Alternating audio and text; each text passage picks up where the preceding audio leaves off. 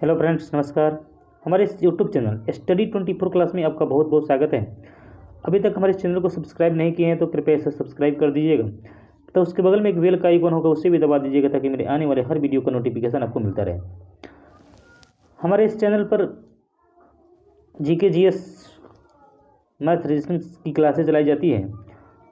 तो आज की क्लास में हम लोग देखेंगे सामान्य ज्ञान के कुछ ऐसे प्रश्न जो आपके कॉम्पिटिटिव एग्जाम के दृष्टिकोण से बहुत ही महत्वपूर्ण हैं। अगर मेरे इससे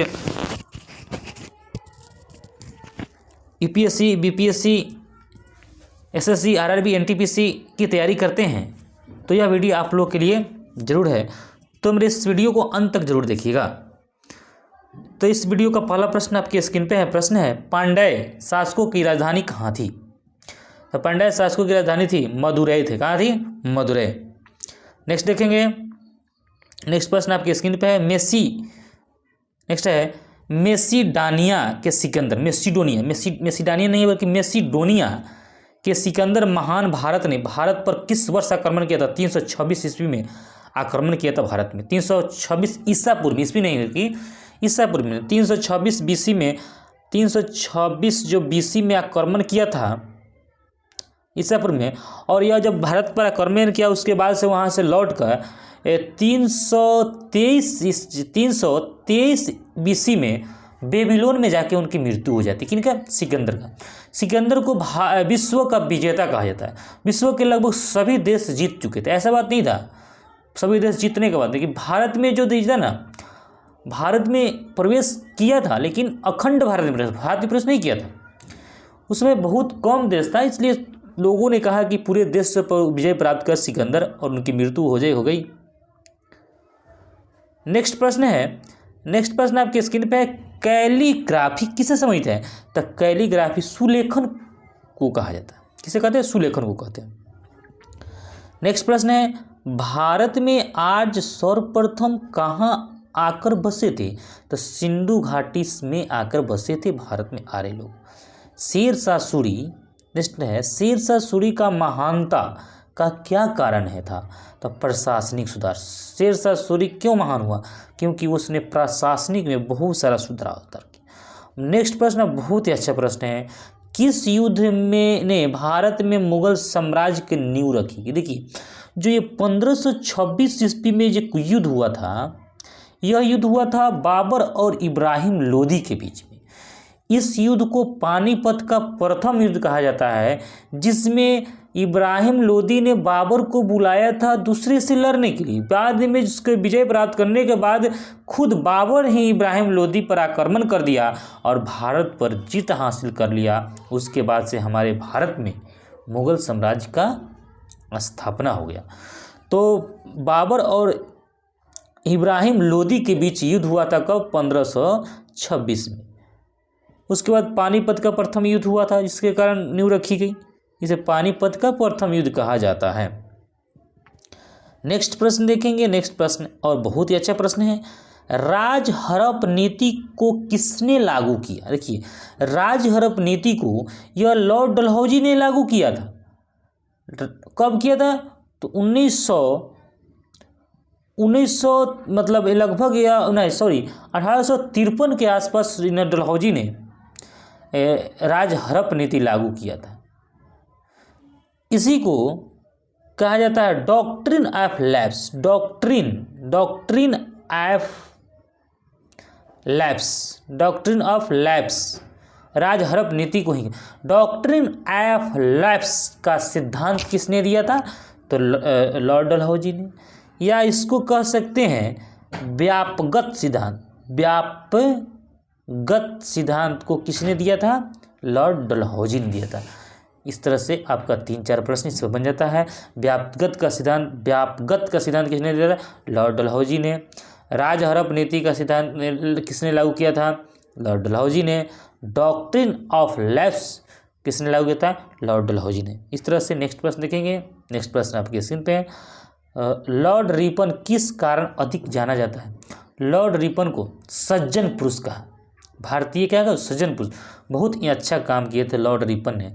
इसने स्थानीय स्वशासन बनाया। स्थानीय स्वशासन का मतलब जो हमारे गांव में मुखिया, पंचायत समिति, जिला परिषद जो है ना, यह लॉर्ड रिपन की ही देन है, स्थानीय स्वशासन बनाया। नेक्स्ट प्रश्न देखेंगे, लेटेराइट मिट्टी का रंग कैसा होता है? तो जो लेटेराइट मिट्टी का रंग होता है वो लाल होता है। नेक्स्ट है, भारत की स्वाधीनता प्राप्ति के समय कांग्रेस का अध्यक्ष कौन था? तो जेबी कृपलानी थे। कौन था? जेबी कृपलानी।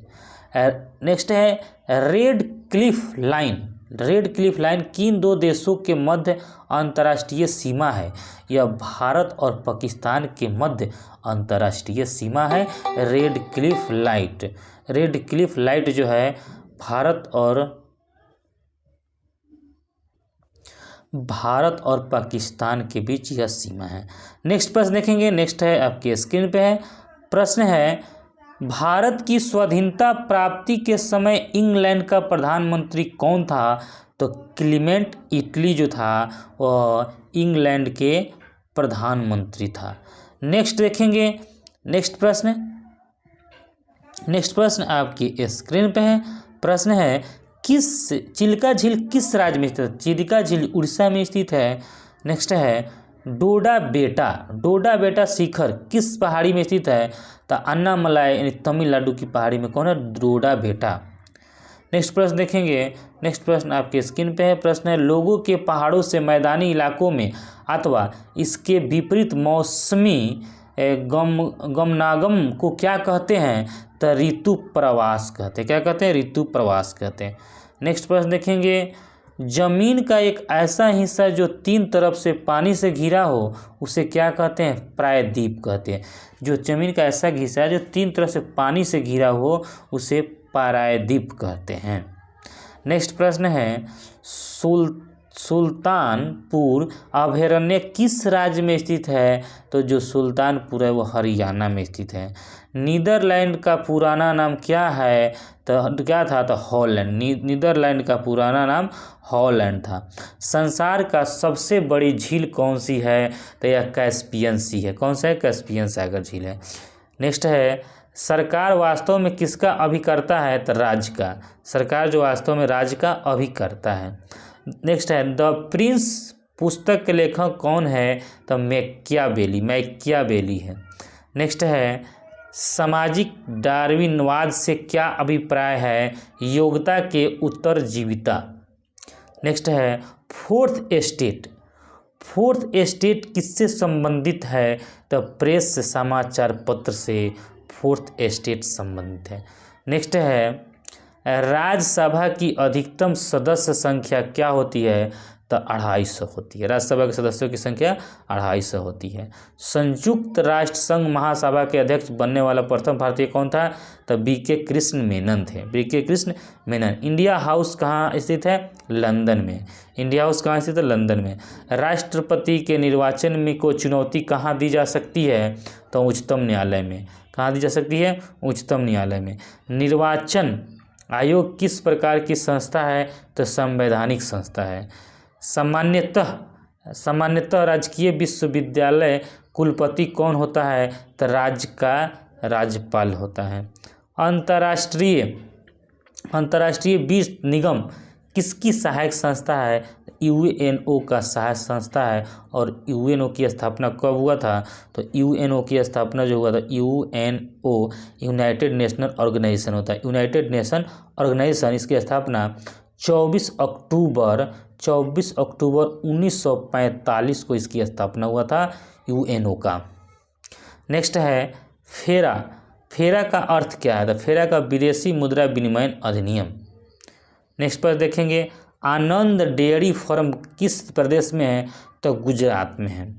नेक्स्ट देखेंगे, an inquiry in the nature and causes of wealth nation के लेखक कौन है? एडम स्मिथ है। कौन है?